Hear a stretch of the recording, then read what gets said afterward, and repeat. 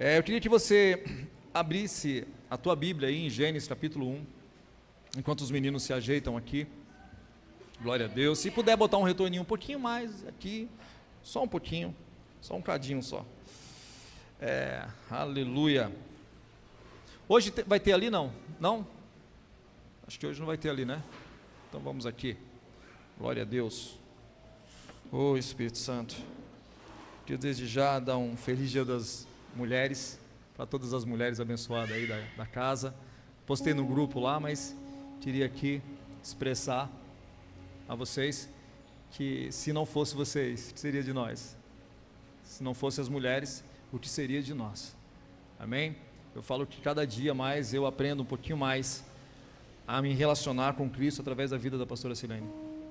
O que seria de mim se não fosse ela? Esses dias foi no casamento da Carol, eu estava lá com os meus pais, sentado numa mesa, num canto, e ali falando do que Deus estava fazendo, e meu pai olhou para mim e falou assim, eu sou muito grato a Deus pela vida da Silene, que ela deu jeito em você. Eu falei, e eu não fiz nada? Né? Mas no fundo, é a mais pura verdade, né? Vocês mudam a vida, transformam a vida nos ambientes que vocês são plantadas, amém? Feliz dia das mulheres para todas aí, Deus abençoe vocês, amém, queridas? Acharam aí, Gênesis capítulo 1, e verso 1?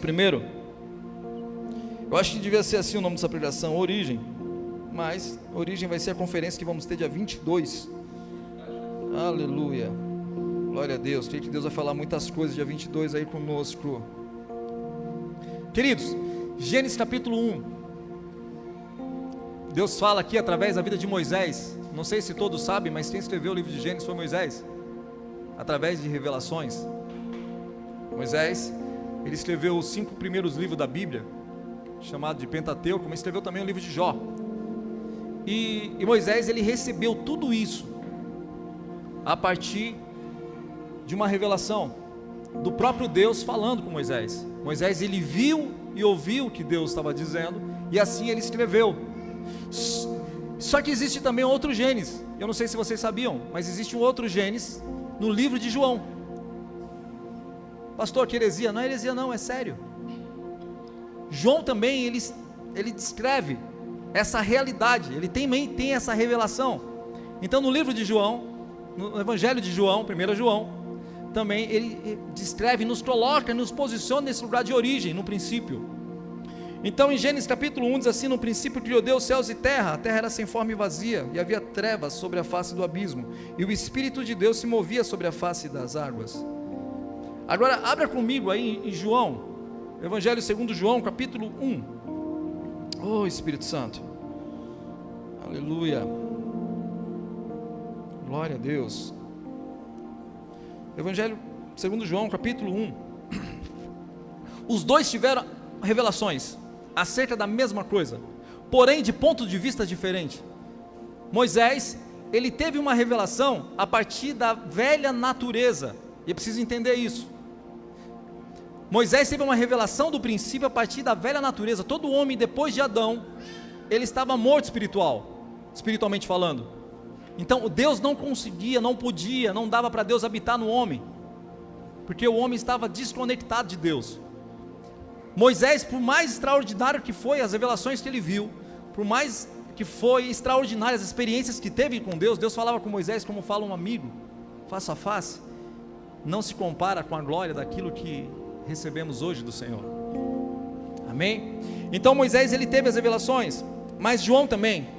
Então diz assim, capítulo 1 do Evangelho segundo João, no princípio era o verbo, e o verbo estava com Deus, e o verbo era Deus, e ele estava no princípio com Deus, e todas as coisas foram feitas por ele, e sem ele, nada do que foi feito se fez, amém? São dois pontos de vista, qual está errado, qual está certo? Nenhum dos dois está errado, os dois estão certos, porém, é preciso entender que Moisés, ele recebeu uma revelação de Deus, ele viu e escreveu a partir da sua velha natureza. João não. Vou tentar explicar para vocês entenderem um pouco melhor. Quem lembra de Daniel, quando Daniel é visitado pelo anjo? Daniel, ele teve as revelações das coisas futuras. Nós pregamos aqui uns anos atrás sobre escatologia, falamos das 70 semanas Daniel, ele recebeu a revelação ali das coisas que iam acontecer no futuro, acerca do arrebatamento, da igreja, muitas coisas da grande tribulação. Ele recebeu essas revelações. Porém, quando Deus quis falar com Daniel, Deus enviou um anjo. Daniel jejuou quantos dias? 21 dias, amém? É isso mesmo? Me ajuda aí. 21 dias? Não é, queridos. Ele jejuou até que viesse a resposta de Deus. É que calhou de ser 21 dias, podia ser 40, 50 dias. Então você não jejua 21 dias como Daniel, você jejua até que Deus te responda. E quando Daniel ele teve essa revelação, Deus enviou o anjo no 21 dia. Quando o anjo vem, quem que vem?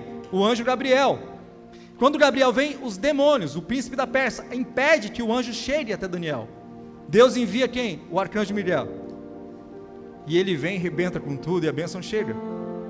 Então agora que a bênção chegou, o anjo chegou e começa agora a explicar para o Daniel toda a revelação daquilo que viria de acontecer. É algo poderoso, amém? Só que olha a diferença da movimentação da velha criatura, aquele que não tem o Cristo ressuscitado, que não tem o Cristo dentro dele, que não nasceu de novo, que não passou do novo nascimento.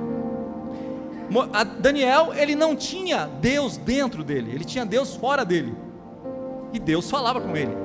A diferença de João, lembra que João viu algo que, da revelação do princípio, diferente do que Moisés? Agora Daniel e João também é a mesma coisa. Quando Deus quis falar com Daniel, enviou um anjo, para falar acerca das coisas que iriam acontecer.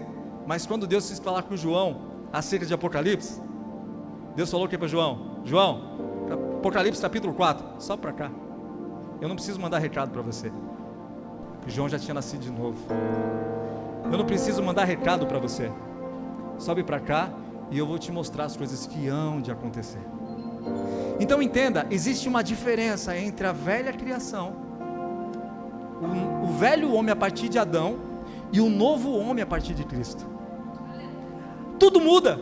Temos falado bastante aqui sobre a movimentação do novo pacto, que é diferente do velho pacto. O novo pacto, nós somos ministros competentes dele. Muda a movimentação em todos os aspectos.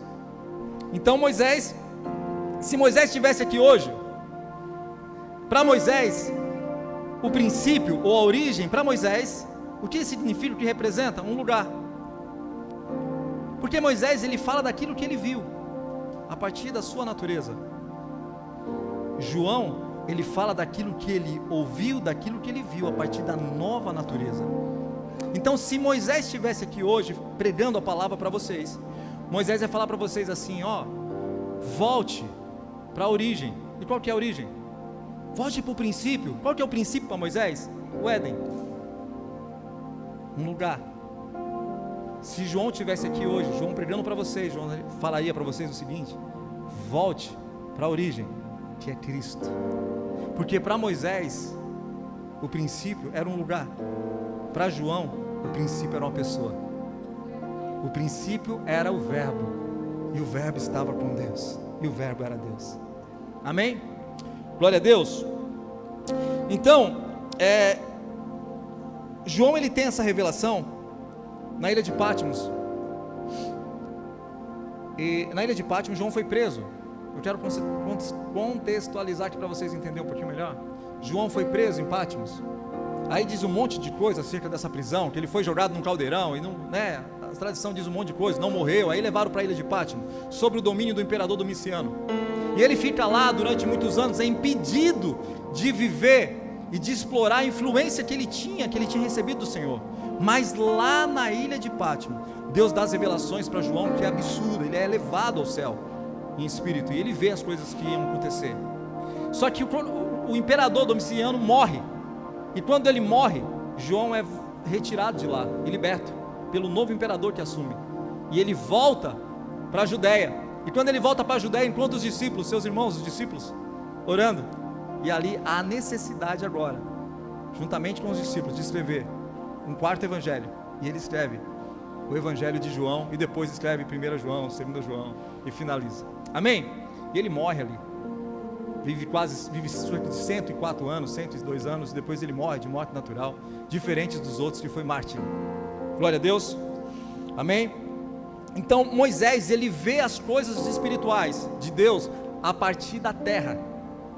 Por isso que para Moisés é diferente de João. Ele vê a partir da terra, João vê a partir de Deus. Então muda a ótica. Em qual cenário você está inserido hoje? Você está inserido no cenário que é o mesmo que João está. Nenhum homem da Bíblia, por mais poderoso que foi no Velho Testamento, teve o privilégio que eu e você temos, de sermos considerados, chamados, nascidos, colocados na família de Deus. A Bíblia diz que nós somos filhos de Deus. 1 João capítulo 1, verso 12. Todos quanto receberam, foram dados o poder de serem feitos filhos de Deus. Nós falamos aqui nessa casa que o lugar mais alto que você vai conseguir chegar, não é a posição de apóstolo, pastor, presbítero, diácono, nada. O lugar mais alto que você pode chegar é ser feito filho de Deus. Amém? Glória a Deus. Então vamos aqui. Oh, aleluia. Abra comigo em Colossenses capítulo 1, verso 19 e 20. Eu preciso correr.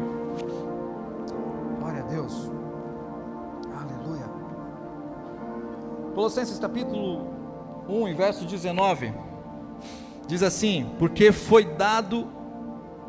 do agrado do Pai que toda a plenitude nele habitasse. É assim que está aí na Bíblia de vocês? Não sei como é que está aqui. Aqui. Essa tradução aí é nova. Nem com óculos eu estou conseguindo enxergar. Aleluia. Então diz assim: porque foi do agrado do Pai que toda a plenitude nele habitasse. O que é plenitude? É estar pleno, cheio, completo. Amém? É estar suprido, saciado. Glória a Deus. Sabe por que o pecado tem ainda lugar na tua vida?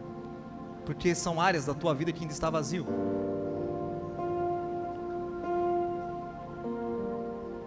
Quando Jesus foi tentado pelo diabo, a Bíblia diz que ele estava cheio do quê? Do Espírito Santo. E quando o diabo ofereceu um pão, Jesus falou: não, obrigado, eu estou cheio, eu não quero. O que falta na nossa vida, muitas das vezes, não é lutar contra o pecado, porque ninguém vence essa luta, mas é buscar se encher de Deus. Porque quando você está cheio dele, não há lugar na tua vida para o pecado. Não há lugar. No 20. Oh, Jesus. Aleluia. E que, havendo por ele feito a paz, pelo sangue da sua cruz, por meio dele reconciliasse consigo mesmo todas as coisas, tanto as que estão na terra, como as que estão no céu. Jesus na cruz, e reconciliou 30%? 20%? Ele reconciliou 100%, tanto as coisas que estão aqui nessa terra, quanto as que estão no céu. Jesus na cruz, através do seu sangue, ele reconciliou, e nos restaurou a paz com Deus, e nos reconciliou tanto no céu, quanto na terra.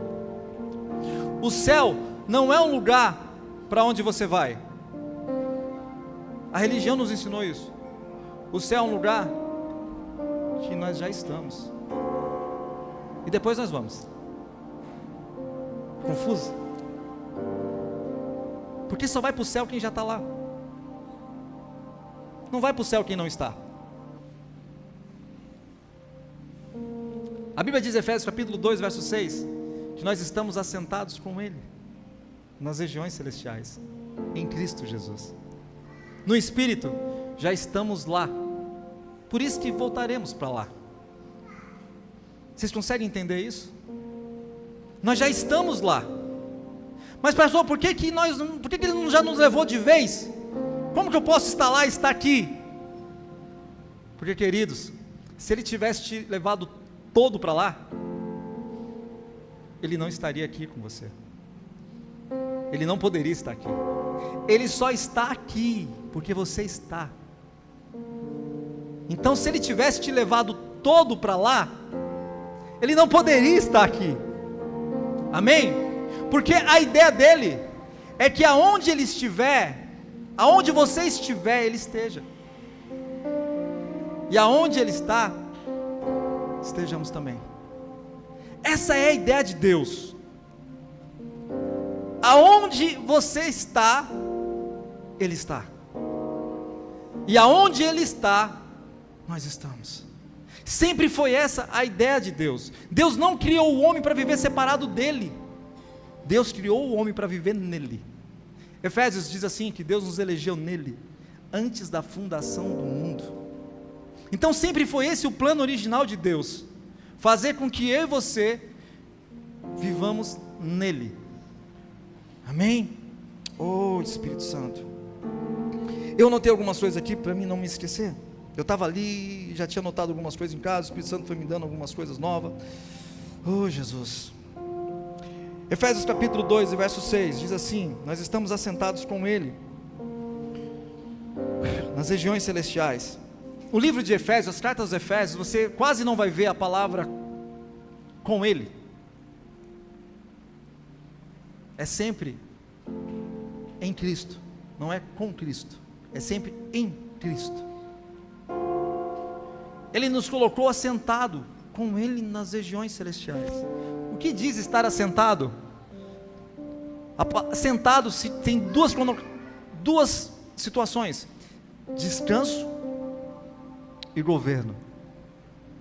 Deus nos chamou para governar com Ele, assim como Deus te chamou também para descansar nele. A obra da cruz através do Espírito Santo, aquilo que Jesus fez, é um negócio muito, muito maravilhoso. Ele nos colocou nele. O que é isso? Através da cruz, Jesus pegou eu e você e introduziu dentro dele. Porque estar assentado com Ele nas regiões celestiais, eu estava pensando sobre isso hoje, mas não tem lugar lá, é um trono, é uma cadeira. Leia para você ver. Hoje me deixou meio confuso isso, eu lendo isso. Só tem uma cadeira, e a cadeira que está sentado é Deus. Depois vai ter os tronos em Apocalipse. Aí vai ter vários tronos, aí vai ter várias cadeiras. Vai ter as dos cordeiros, lá do cordeiro, vai ter a cadeira dos discípulos, onde vão julgar. Vai ter vários tronos. Mas quando Efésios está falando sobre a obra da cruz, e onde Jesus está assentado, estamos assentados com Cristo nas regiões celestiais, só tem uma cadeira. E eu falei, meu Deus, como é que pode ser isso? Aí o Espírito Santo trouxe com muita clareza. Ele nos colocou nele, e Ele pegou e entrou em Deus. Por isso que eu falo para você que não fecha a conta sobre a retaliação. Para tocar em você, precisa tocar em Cristo. E para tocar em Cristo, precisa tocar em Deus. Você está tão guardado, o teu espírito, que não há quem toque em você. Aqueles que são nascidos de Deus, o maligno não toca. Precisamos ter isso com clareza na nossa mente. Não é errado você pensar ou falar quem você é. Tem pessoas às vezes que têm medo de falar até quem é, e ela se vê de uma maneira distorcida. Não é errado você falar quem você é. É errado você falar quem você é sem reconhecer quem te fez. Isso é soberba. Não é errado você declarar que você é santo. A Bíblia diz: sede santo como eu sou santo. Amém? O errado é você declarar que você é santo sem reconhecer que Ele te santificou. Queridos, quando Deus quis restaurar a mentalidade de Moisés, eu falo isso sempre aqui, acerca da identidade, porque é difícil entender sobre a nova conversão, o novo nascimento, se você também não entender quem você é confuso, fica vago. Olha como Deus nos trata. Quando Deus quis restaurar a identidade de Moisés, restaurar a confiança de Moisés, mudar a mentalidade egípcia que Moisés tinha, Deus ele fala uma coisa. Deus, ele nunca, você vai ver na Bíblia Deus dizer assim, eu sei. Ele vai falar sempre eu sou. Sempre você vai achar na Bíblia Deus dizendo eu sou. Porque Deus sabe quem Ele é. Amém? E quando Ele quis tratar com Moisés, olha o que Ele faz. Ele diz para Moisés assim, quando você chegar no Egito, Moisés, e você chegar lá no Egito para falar com o faraó, e alguém te perguntar qual é o nome do seu Deus, você vai dizer assim, eu sou. Gente, hoje eu dei risadas pensando nisso. Eu falei, meu Deus, que maluquice Deus colocou Moisés. Que maluquice Moisés entrou para expressar quem Deus é. Moisés já estava com medo de ir para o Egito, porque ia enfrentar o pior rei de todas as nações. E para piorar a situação de Moisés, quando Moisés pergunta, Senhor, o que vão dizer lá? O que vão falar se alguém perguntar quem me enviou? Deus queria ensinar algo muito poderoso para Moisés, acerca da identidade de Moisés. E Deus fala, Moisés, quando alguém te perguntar lá quem você é, ou quem te enviou, alguém perguntar qual é o nome do seu Deus, você vai dizer assim, eu sou. E aí Moisés chega diante de Faraó, e eu tento imaginar a cena. Tenta imaginar comigo. Faraó pergunta para Moisés, porque Faraó já conhecia Moisés, amém? Foi criado por Moisés. Moisés foi criado por Faraó, né? Faraó conhecia Moisés. Faraó pergunta, quem é o Deus de você? Quem te enviou aqui? Aí Moisés olha para Faraó e fala, eu sou. Aí eu fico imaginando o Faraó falar, não Moisés, você eu sei quem é. A pergunta não é essa, a pergunta é, quem é o teu Deus? Por que Deus não disse para Moisés, fala lá que eu sou o Deus de Abraão, Isaac e de Jacó? Como Deus se apresentou a Moisés no começo? Porque o que Deus queria dizer para Moisés é o seguinte, Moisés, eu estou tão ligado a você, que eu quero que você entenda que, quando alguém te ver, saberá quem eu sou. Porque assim como eu sou, você é. E assim como você é, eu sou. Uma identidade enfraquecida empobrece o propósito. Não adianta você vir aqui aos sábados, não adianta você subir no monte, não adianta você se esgoelar de gritar, se você não sabe quem você é. Isso você não conquista e não alcança através de nenhuma religião. Isso você conquista e alcança no ambiente, como a pastora falou aqui, como a Flávia falou, no ambiente de relacionamento com Ele. Quanto mais você se relacionar com Ele, mais vai saltar em você acerca de quem você é. A igreja, a igreja hoje, não vou falar igreja brasileira, mas eu vou falar o mundo gospel, está cheio de pessoas vazias dentro das igrejas, porque não sabem quem são. Tem um rei na Bíblia, chamado Adoni-Bezeque, está no livro de Juízes. Esse rei, ele representa muito bem aquilo que o diabo faz, até nos dias de hoje. Qual que é o maior trabalho do diabo? É roubar a tua identidade. Foi o que ele quis fazer com Jesus. Jesus acabou de ouvir o Pai dizer para Jesus, você é meu filho amado, o qual me comprazo, me alegro com você.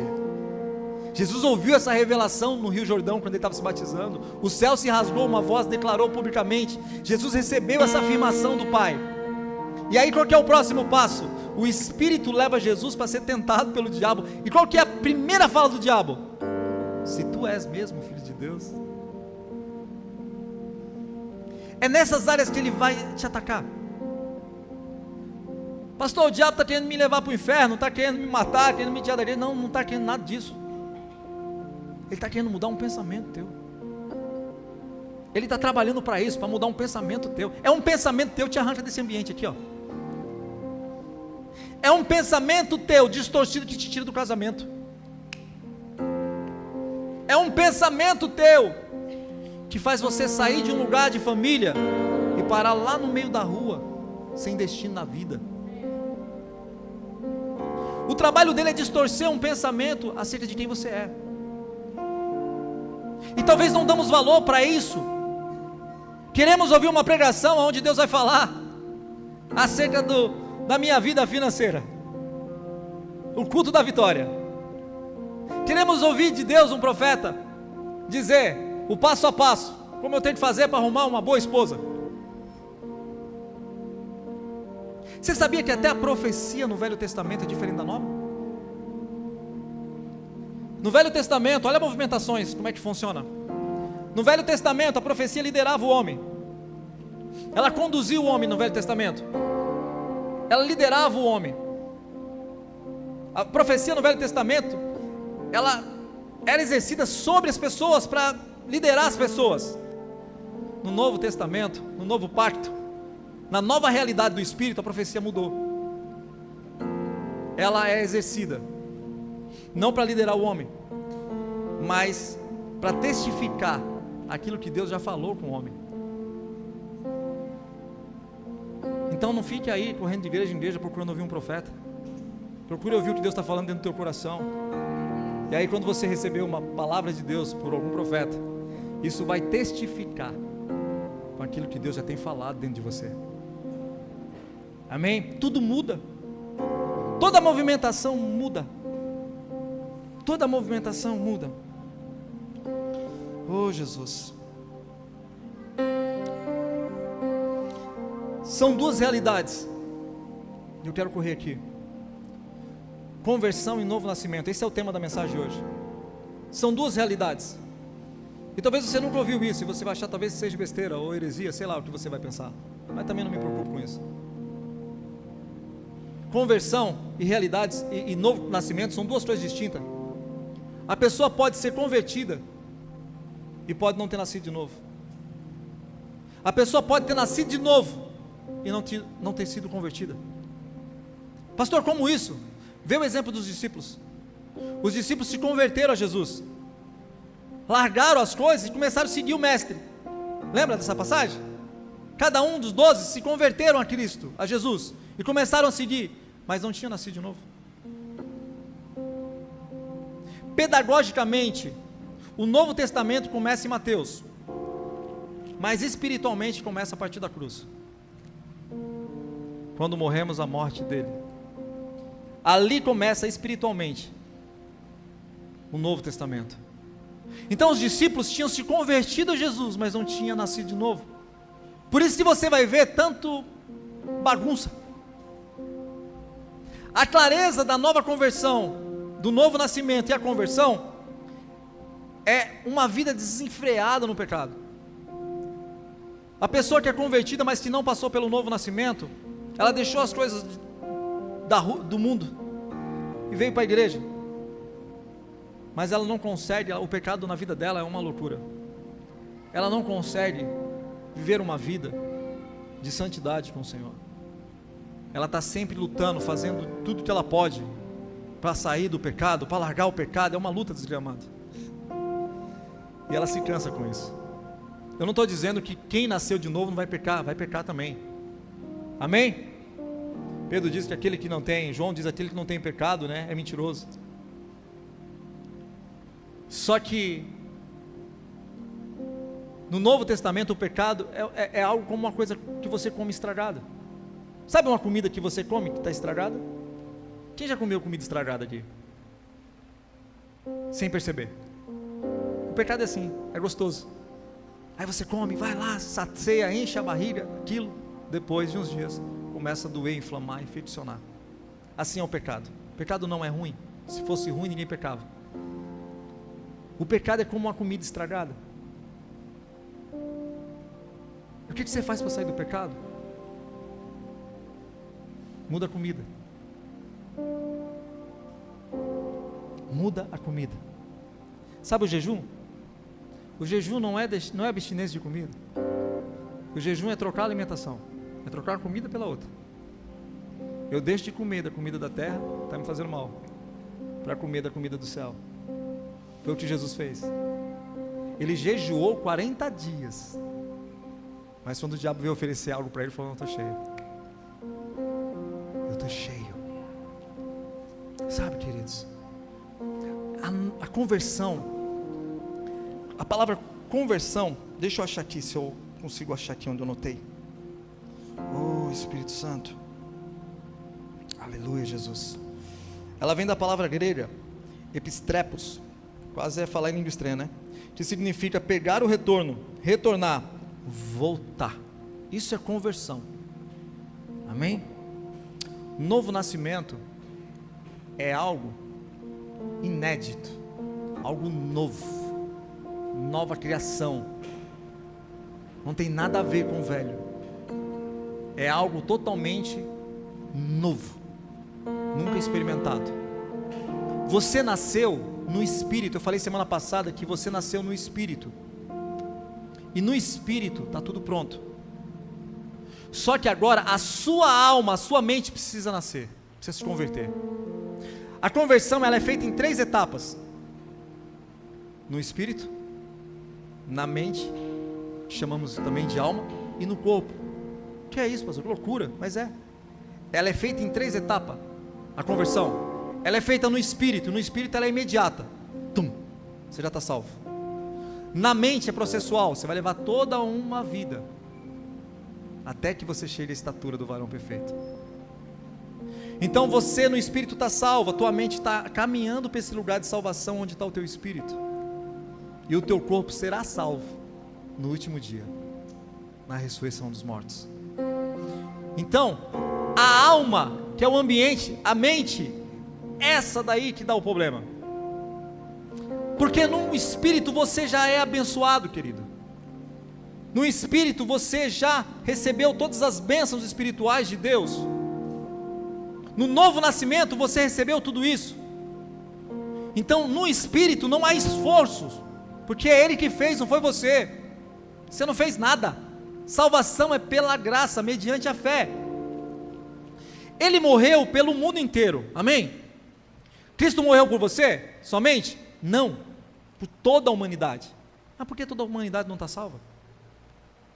Se Ele morreu por todos, por que todos não estão salvos? Porque a conversão requer esforço. A salvação, ela não tem esforço meu, eu só preciso crer no que Ele fez. Então, para ser salvo, não há esforço meu, mas para desfrutar do que Ele fez, eu vou precisar fazer de tudo. Aonde entra Romanos 12, não vos conformeis com esse século, mas sejais renovado pela renovação do vosso entendimento. Você não vai desfrutar, você não vai viver, e eu não quero aqui te iludir. Você não vai viver, você não vai desfrutar, se você não renovar o jeito que você pensa. Com que você tem gastado tempo? Temos falado bastante aqui acerca disso. Qual tem sido o teu maior investimento? A moeda mais cara desse século é o tempo. Onde você tem gastado? Com que você tem gastado? Hoje a gente ouviu uma palavra lá em cima de administração, sobre semeadura e administração para colheita. E essa administração abrangiu muitas coisas, mas eu queria perguntar para você, como você está administrando o teu tempo? Em que você está investindo o teu tempo? Eu não estou falando de você separar todo o tempo para ficar lendo a Bíblia, não é isso. Não se trata disso. Tem pessoas que falam assim: pastor, eu já li a Bíblia 10 vezes. Isso não quer dizer nada. O importante é quanto do que você leu tem gerado vida em você. Você tem vivido. Hoje eu estava falando com um amigo, né? A importância da prática da palavra. Porque você pode ficar só com a teoria da palavra, só com a informação, mas não experimentar.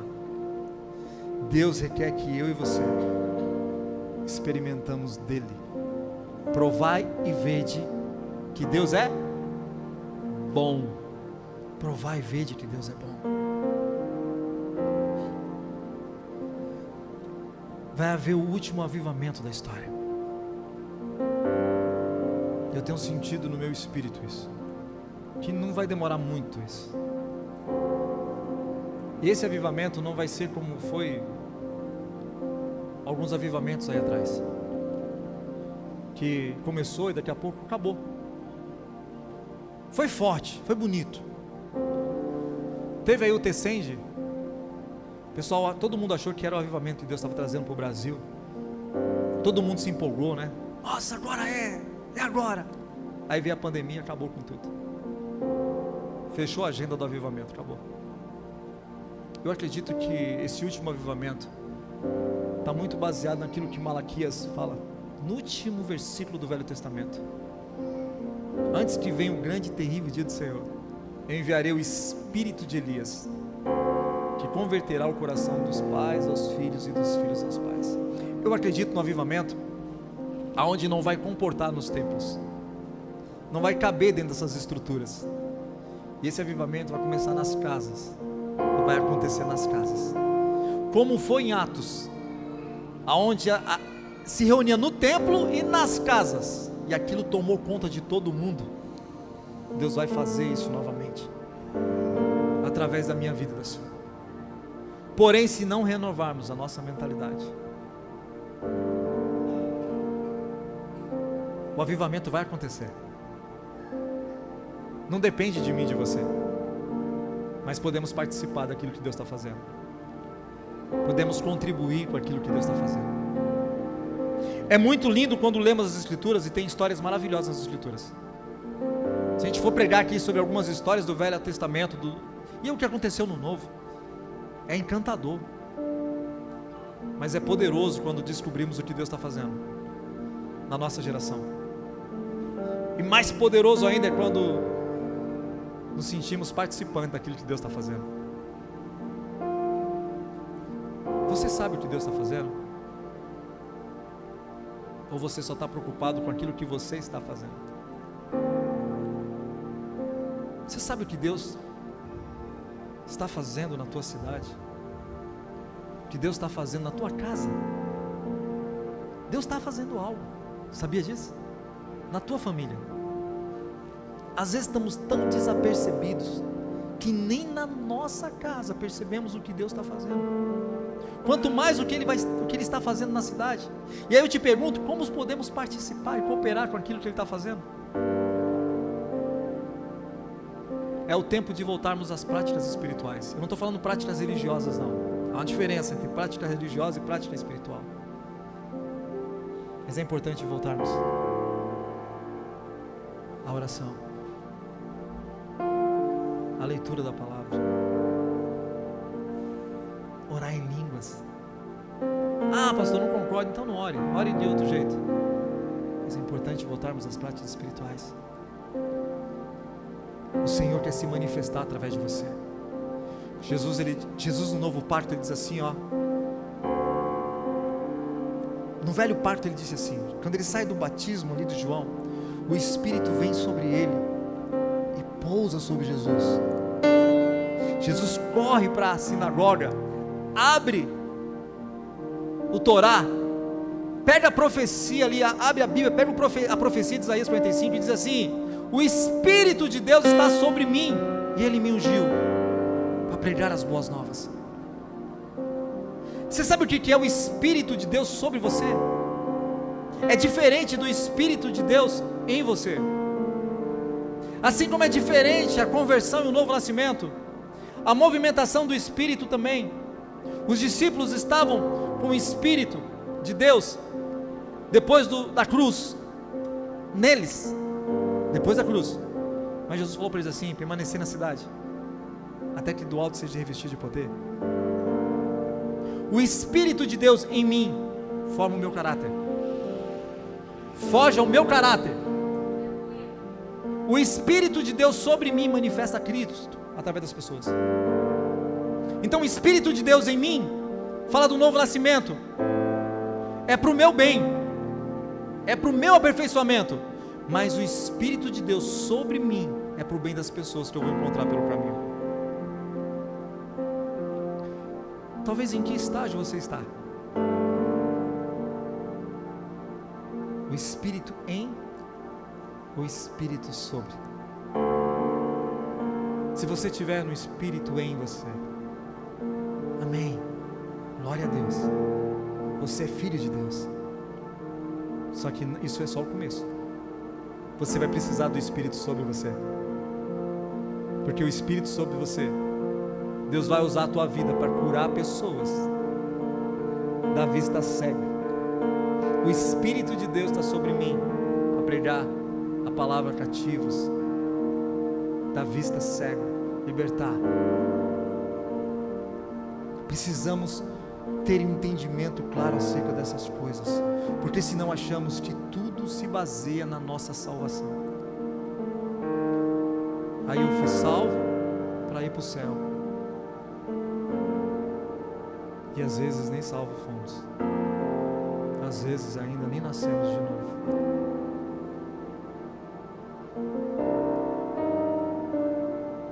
Como que você sabe que você passou pelo novo nascimento? Quando você pecar, eu vou te dar aqui a receita.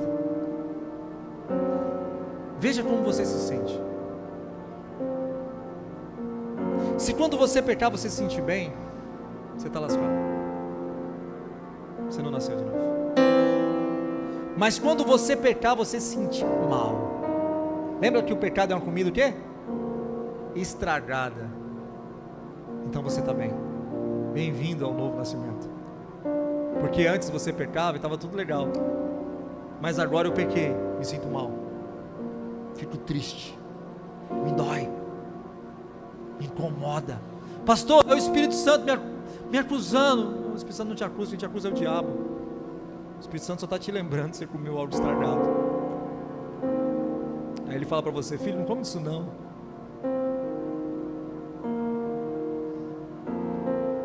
Deus te chamou para manifestar a Ele. Você foi chamado por Deus para resplandecer o Cristo. Deus te trouxe da morte para a vida, para que você seja um com Ele.